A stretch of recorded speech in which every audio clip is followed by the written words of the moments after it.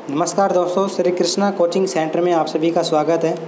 दोस्तों, इससे पिछली की कक्षा में हमने वंशक्रम और वातावरण के बारे में जाना था और साथ ही हमने वातावरण को जो प्रभावित करने वाले कारक थे उनकी भी चर्चा की थी। इस क्लास में हम जानने वाले हैं अभिवृद्धि और विकास के बारे में, और इसके साथ में जो विकास के जो प्रमुख सिद्धांत हैं उन सब के बारे में भी अपन जानेंगे। यहाँ पर मैंने 1 क्यू साइन लगा रखा है। इसका मतलब ये होता है कि अभी तक जितने भी रीट या आर्टेट हुए हैं, अभिवृद्धि, विकास और विकास के सिद्धांतों में से एक प्रश्न हर बार पूछा जाता है, तो निश्चित रूप से अब की बार भी यहाँ से एक प्रश्न निश्चित आएगा। मतलब ये मान के चलिए कि आज की वीडियो में से रीट में एक प्रश्न आना स्वाभाविक है। चलिए अपन इसको स्टार्ट कर लेते हैं। सामान्यतः अभिवृद्धि एवं विकास को एक ही मान लिया जाता है, जबकि इन दोनों में पर्याप्त अंतर होता है। अभिवृद्धि क्या है? तो अभिवृद्धि उन परिवर्तनों को दिया जाने वाला नाम है जो शारीरिक प्रकार के होते हैं। दोस्तों, इस बात को ध्यान रखिएगा कि अभिवृद्धि का जो संबंध होता है वो शरीर में जितने भी परिवर्तन होते हैं वो सब अभिवृद्धि के अंतर्गत परिगणित होते हैं। चाहे उनमें शरीर की कोशिका हो, चाहे वो लंबाई का बढ़ना हो, या शरीर का वजन बढ़ना हो, या शरीर का आकार बढ़ना हो, ये सभी अभिवृद्धि के अंतर्गत परिगणित किए जाते हैं। इसके अलावा अगर विकास की बात करें तो विकास के क्षेत्र में शारीरिक तो होता ही होता है, उसके साथ में मानसिक, संवेगात्मक, नैतिक एवं सामाजिक प्रकार के परिवर्तन भी विकास में शामिल होते हैं। इसका मतलब ये हुआ कि जो अभिवृद्धि है वो विकास का ही पार्ट होती है। यानी कि इन सब को मैं इस डायग्राम के आधार पर बताऊं तो ये डायग्राम है, इसमें एक प्रकार से ये शारीरिक परिवर्तन है, ये मानसिक परिवर्तन है, ये इसमें नैतिक परिवर्तन है, इसमें ये संवेगात्मक परिवर्तन है, और ये मान लीजिए आपका सामाजिक परिवर्तन है। तो ये तो संपूर्ण रूप से तो हो गया विकास, क्योंकि विकास में शारीरिक, मानसिक, नैतिक, संवेगात्मक और सामाजिक प्रकार के जो परिवर्तन हैं वो शामिल होते हैं। जबकि हमने ये जाना है कि अभिवृद्धि जो होती है वो केवल शारीरिक परिवर्तन वाली होती है। इसका मतलब ये अभिवृद्धि का पार्ट है, ठीक है, जो कि किसका हिस्सा है?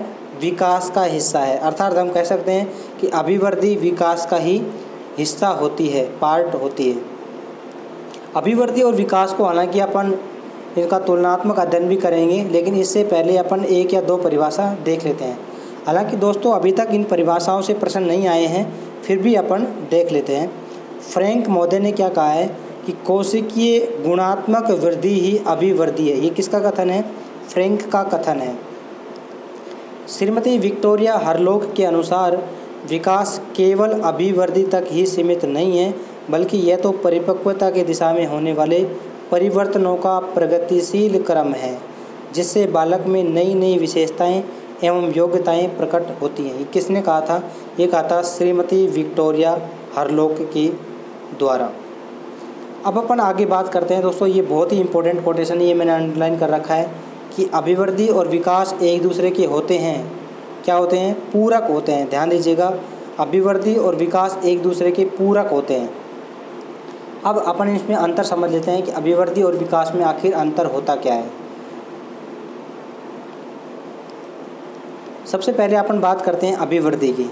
तो अभिवृद्धि में 1 नंबर जो पॉइंट है वो देखिएगा कि यह एक पक्षीय होती है, जबकि विकास कैसा होता है? बहुपक्षीय होता है। दोस्तों, हमने अभी थोड़ी देर पहले बात की थी कि अभिवृद्धि में केवल शारीरिक प्रकार का अध्ययन किया जाता है। शरीर में जितने भी सारे कोशिकाएं हैं या शारीरिक जितने भी परिवर्तन हैं, चाहे वो वजन बढ़ना है, लंबाई बढ़ना है, ठीक है, आकार बढ़ना है, तो इस प्रकार के जो परिवर्तन है शरीर में, तो वो सारे अभिवृद्धि कहलाएंगे। तो ये केवल एक ही पक्ष के लिए उत्तरदायी होते हैं, केवल शारीरिक पक्ष को ही अभिवृद्धि कहा जाएगा।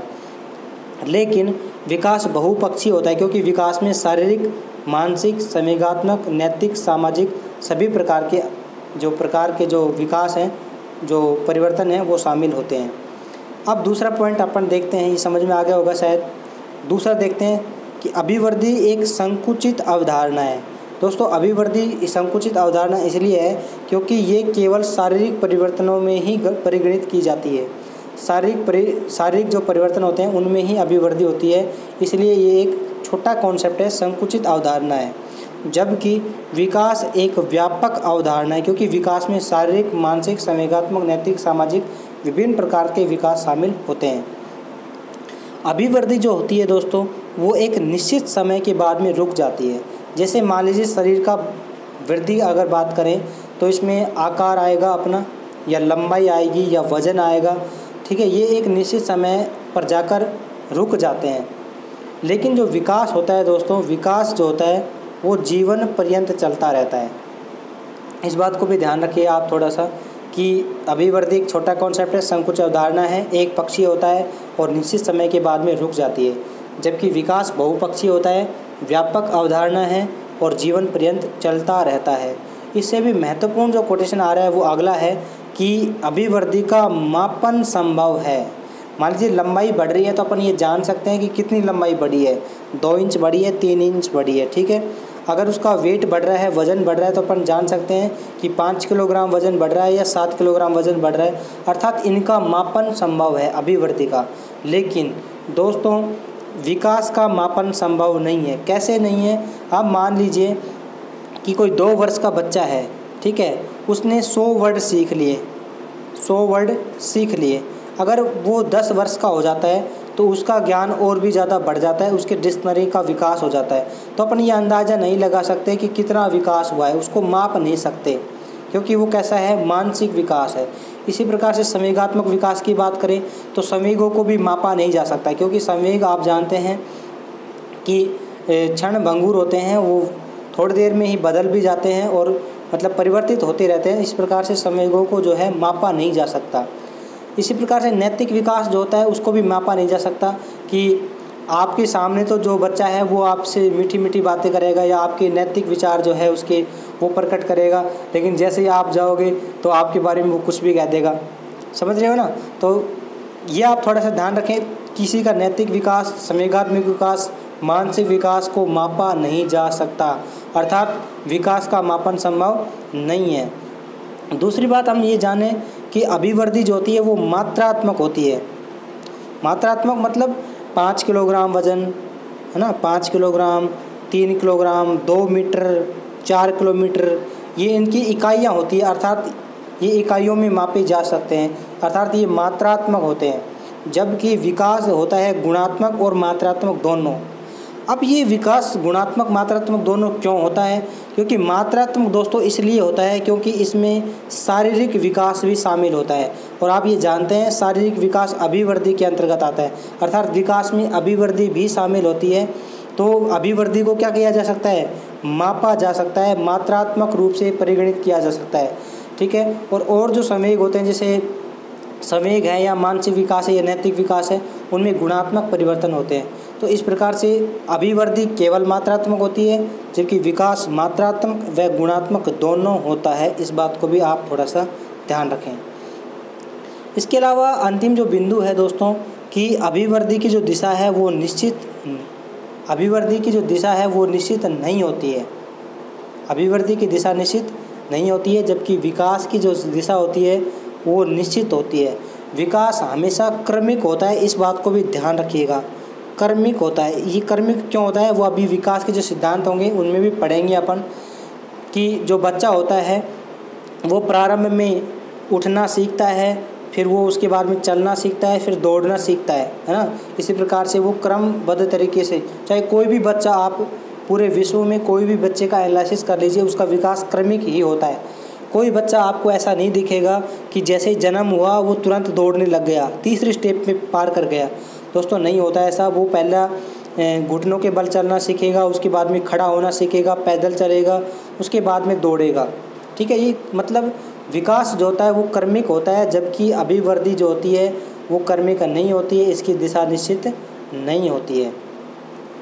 विकास हमेशा सिर से पैर की ओर होता है, अर्थात मस्तिष्कोन्मुखी होता है। इसके बारे में भी हम चर्चा करने वाले हैं, ठीक है दोस्तों। ये अभिवृद्धि और विकास में अंतर है। फिर से मैं रिपीट कर देता हूँ, काफ़ी इंपॉर्टेंट है, यहाँ से प्रश्न बनने की फुल संभावना है। अभिवृद्धि एक पक्षीय होती है, संकुचित अवधारणा होती है, निश्चित समय के बाद रुक जाती है, मापन संभव है, मात्रात्मक होती है, जबकि दिशा निश्चित नहीं होती है। इसके जस्ट अपोजिट विकास बहुपक्षीय होता है, व्यापक अवधारणा है, जीवन पर्यंत चलता रहता है, इसका मापन संभव नहीं है। ये गुणात्मक और मात्रात्मक दोनों होती है, जबकि विकास की दिशा निश्चित होती है। ये बात भी थोड़ा सा ध्यान रखें। अब दोस्तों हम बात करने वाले हैं विकास के प्रमुख सिद्धांत। जैसा कि मैंने बताया था कि इस वीडियो से एक प्रश्न निश्चित रूप से आएगा। अगर अभिवृद्धि और विकास के तुलनात्मक अध्ययन में से नहीं आता है, यहाँ से अगर प्रश्न नहीं बनता है, तो निश्चित रूप से विकास के सामान्य सिद्धांतों में से प्रश्न बनेगा। अगर सामान्य सिद्धांतों में से नहीं बनता है तो निश्चित रूप से अपन कह सकते हैं कि अभिवृद्धि और विकास में से एक प्रश्न बनने की संभावनाएं बढ़ जाती है। तो चलिए अपन फटाफट जान लेते हैं विकास के प्रमुख सिद्धांतों को। दोस्तों, विकास के जो प्रमुख सिद्धांत हैं उनमें से जो पहला सिद्धांत है वह है समान प्रतिमान का सिद्धांत। ये सिद्धांत समान रूप से अर्थात समान स्वरूप के संदर्भ में बतलाता है, जिसके अनुसार सभी माता पिता अपने समान संतानों को उत्पन्न करते हैं। जैसे गाय जो होगी दोस्तों, उसके बछड़ा ही होगा। गाय के कभी बछड़ा मतलब बछड़े के अलावा कोई अन्य जानवर नहीं हो सकता। मनुष्य जो होगा मनुष्य के मनुष्य ही होगा, यानी कि बालक या बालिका ही होगी। अर्थात जितने भी माता पिता हैं वो अपने समान ही संतति को जन्म देते हैं। इसे कहते हैं समान प्रतिमान का सिद्धांत। आई थिंक आपके समझ में आ गया होगा। यहाँ से जो प्रश्न बनता है मुख्य रूप से कि ये आपको एक उदाहरण दे देगा और पूछेगा इनमें से किस सिद्धांत पर आधारित है। एक तो इस प्रकार के वो बनते हैं, जैसे मान लीजिए आपसे प्रश्न पूछ लेगा कि गाय के बछड़ा या मनुष्य के बालक बालिका का होना ये किस सिद्धांत का समर्थन करता है, तो वहाँ पर हमारा आंसर होगा समान प्रतिमान का सिद्धांत। ठीक है, एक तो इस प्रकार का प्रश्न बनेगा। दूसरा प्रश्न ये बन सकता है कि निम्न में से विकास के सिद्धांत नहीं है, ऐसा भी बन सकता है। तो विकास के जितने भी सारे सिद्धांत हैं वो आपको हूबहू नाम याद होना चाहिए, और वो सिद्धांत में होता क्या है, वो सिद्धांत किस संदर्भ में काम करता है, ये भी हमें भली भांति ज्ञान होना चाहिए। तो आई थिंक आपको समझ गया होगा कि जितने भी सारे जीव जंतु हैं वो अपने ही समान संतति को जन्म देते हैं। इसे समान प्रतिमान का सिद्धांत कहते हैं। अब अपन आगे बात करते हैं निरंतरता का सिद्धांत। निरंतरता का सिद्धांत बहुत इम्पोर्टेंट सिद्धांत है दोस्तों। इस सिद्धांत के अनुसार विकास गर्भावस्था से लेकर जन्म के बाद की विभिन्न अवस्थाओं में निरंतर चलता रहता है। अर्थात ये जीवन के अंतिम पड़ाव तक होता रहता है। ये निरंतर चलता रहता है। विकास क्रमिक होता है, विकास निरंतर चलता रहता है, विकास आजीवन चलता रहता है। इस वजह से इसको क्या कहा जाता है, निरंतरता का सिद्धांत कहा जाता है। ये विकास के संदर्भ में लागू होता है दोस्तों, क्योंकि विकास निरंतर चलता रहता है, इस वजह से इसको निरंतरता का सिद्धांत कहा जाता है। इसे भी अगला महत्वपूर्ण सिद्धांत है जिसे अपन कहते हैं सहसंबंधता का सिद्धांत। सहसंबंधता का सिद्धांत क्या कहता है कि इस सिद्धांत के अनुसार बालक के सभी विकास, चाहे वो शारीरिक वो विकास हो, चाहे वो मानसिक विकास हो, चाहे वो संवेगात्मक सामाजिक विकास हो, ये सभी विकास एक दूसरे विकास से जुड़े होते हैं। यही कारण है कि शारीरिक विकास अच्छा होने पर उसका मानसिक विकास भी क्या होगा, अच्छा होगा। इसी क्रम में आगे अन्य विकास भी प्रभावित होते हैं। अर्थात दोस्तों जिस व्यक्ति का, जिस विद्यार्थी का, जिस बालक का शारीरिक विकास अच्छा होगा उसका मानसिक विकास भी अच्छे होने की संभावना है, उसके संवेगात्मक विकास भी अच्छे होने की संभावना है। यह एक व्यक्ति जो बिल्कुल बीमार रहता है ना, तो निश्चित रूप से उसके जो सामाजिक विकास है वो भी प्रभावित होता है। उसका मानसिक विकास तो प्रभावित होगा ही होगा, शारीरिक मानसिक सामाजिक के साथ साथ में उसका संवेगात्मक विकास भी प्रभावित होता है। तो सहसंबंधता का सिद्धांत क्या कहता है, अगर किसी बच्चे का शारीरिक विकास या मानसिक विकास या कोई सा भी विकास अच्छा है तो निश्चित रूप से दूसरा विकास भी अच्छे होने की संभावना है। अर्थात सभी विकास एक दूसरे विकास से जुड़े होते हैं। इसे कहते हैं सहसंबंधता का सिद्धांत। अगला जो सिद्धांत है दोस्तों वो बहुत ही महत्वपूर्ण सिद्धांत है। अभी तक के जितने भी परीक्षा मैंने देखी है, चाहे वो सीटेट हो, चाहे वो यूपी टेट हो, चाहे एमपी टेट हो या रीट आरटेट हो, यहाँ से अगर ये प्रश्न बनता है, ध्यान दीजिएगा इस प्रश्न को, अगर ये प्रश्न बनता है कि निम्न में से विकास के सिद्धांत नहीं हैं, तो वहाँ पर निश्चित रूप से दो सिद्धांत तो मिलेंगे ही मिलेंगे। एक मिलेगा सामान्य से विशिष्ट क्रिया का सिद्धांत, और एक इसके जस्ट अपोजिट मिलता है विशिष्ट से सामान्य का सिद्धांत। ये बात थोड़ा सा ध्यान दीजिए दोस्तों। अगर अपन विकास के सिद्धांतों की बात करें तो विकास सामान्य से विशिष्ट की ओर होता है, ठीक है। अगर इसके अलावा कहीं पे भी ये आ जाए, ठीक है, या बाकी अन्य जगह पे चाहे अधिगम में आ जाए या शिक्षण विधियों में आ जाए, तो वहाँ पर विशिष्ट से सामान्य अपन पढ़ते हैं। तो इस बात को हमेशा ध्यान रखिएगा। अगर वो शिक्षण विधि से संबंधित अगर अधिगम या सिद्धांत पूछता है तो वहाँ पे भी ये दोनों ऑप्शन आपको मिलेंगे। अगर वो विकास के सिद्धांतों पूछता है तो भी आपको ये दोनों ही ऑप्शन मिलेंगे और ये दोनों में से आपके आंसर होंगे दोस्तों। तो इस बात को थोड़ा सा ध्यान रखें। अगर आपसे पूछा जाए कि निम्न में से विकास के सिद्धांत नहीं है तो वहाँ पर आपका आंसर होगा विशिष्ट से सामान्य की ओर, क्योंकि विकास जो होता है वो सामान्य से विशिष्ट की ओर चलता है, विशिष्ट से सामान्य की ओर नहीं चलता है। अभी अपन बात करेंगे कि सामान्य से विशिष्ट होता है क्या है या विशिष्ट से सामान्य होता क्या है। चलिए दोस्तों, इसको अपन समझ लेते हैं। जन्म के बाद एक बालक के विकास के दौरान सबसे पहले वह सामान्य क्रियाएं करना सीखता है और फिर विशिष्ट क्रियाएं करने लगता है। जैसे सबसे पहले वो करवट बदलना सीखेगा, उसके बाद में वो बैठना सीखेगा, उसके बाद में वो घुटने के बल चलना सीखेगा, घुटनों के बल चलने के बाद में वो दोनों पैरों पर खड़ा होना सीखेगा, और जब दोनों पैरों पर खड़ा हो जाएगा तो उसके बाद में वो दोनों पैरों से चलना सीखेगा। जब चलना आ जाएगा तो उसके बाद में वो दौड़ना सीखेगा। तो दोस्तों थोड़ी देर पहले मैंने ये बात की थी कि विकास क्रमिक होता है, विकास सामान्य क्रियाओं से विशिष्ट क्रियाओं की तरफ चलता है। सबसे पहले वो सामान्य क्रियाएं करेगा, उसके बाद में विशिष्ट क्रियाएं करेगा। ठीक है दोस्तों, इसे अपन कहते हैं सामान्य से विशिष्ट क्रियाओं का सिद्धांत। ध्यान दीजिए, सामान्य से विशिष्ट क्रियाओं का सिद्धांत केवल विकास के संदर्भ में लागू होता है। अगर अधिगम में पूछ लिया जाए या विशिष्ट क्रिया के अलावा इसमें अगर शिक्षण विधियों में पूछ लिया जाए तो वहाँ विशिष्ट क्रियाओं से सामान्य क्रियाओं की ओर अधिगम जो विकास जो है वो लागू होगा। चलिए अपन आगे बढ़ते हैं। चक्राकार विकास का सिद्धांत। चक्राकार विकास के सिद्धांत को वर्तुलाकार विकास का सिद्धांत भी कहा जाता है। विकास के दौरान कुछ अंगों का विकास बहुत तीव्रता के साथ होता है और कुछ अंगों का विकास बहुत मंद गति से होता है। जिन अंगों का विकास तेजी से होता है बीच बीच में तब तक वह रुक जाता है जब तक अन्य अंगों का विकास संतुलित नहीं हो जाता है। दोस्तों, चक्राकार विकास का सिद्धांत या वर्तुलाकार विकास का सिद्धांत क्या है, ये थोड़ा सा हालांकि लंबा सिद्धांत है, लेकिन इसको मैं शॉर्ट में आपको बताना चाहूँ तो आपको ये डायग्राम देखना पड़ेगा। देखिए, हमारा जो विकास होता है वो इस प्रकार से चलता है, अर्थात चक्कर के रूप में चलता है, वर्तुलाकार रूप में चलता है। इसी प्रकार से इसे चक्राकार या वर्तुलाकार का सिद्धांत कहा जाता है। अभी चलता कैसे है उसके बारे में हम बात करने वाले हैं। दोस्तों, मान लीजिए कोई बालक है, यहाँ देखिएगा, एक बालक के जन्म के समय उसके मस्तिष्क का भाग संपूर्ण शरीर का 21% हो जाता है, जबकि बाकी जो अंग होते हैं वो इसकी अपेक्षा छोटे होते हैं। लेकिन दोस्तों, आपको ये पता होगा कि जन्म के 3 वर्षों तक मस्तिष्क का जो आकार है वो बढ़ना बंद हो जाता है। अगर ये बढ़ना चालू रहे तो मस्तिष्क का आकार कितना बड़ा हो जाएगा आप इसकी संभावना भी नहीं कर सकते, क्योंकि बॉडी की तुलना में, हमारे शरीर की तुलना में जन्म के समय ये 21% होता है दोस्तों। लेकिन चक्राकार का सिद्धांत ये कहता है कि वो विकास जब तक अन्य विकासों के बराबर नहीं हो जाएगा तब तक वो रुक जाएगा। ठीक है, मान लीजिए स्टार्टिंग में हमारे शरीर में मस्तिष्क का भाग जो है वो बढ़ गया, मान लीजिए 21% हो गया, लेकिन इसकी अपेक्षा जो अन्य अंग है वो छोटे रह गए।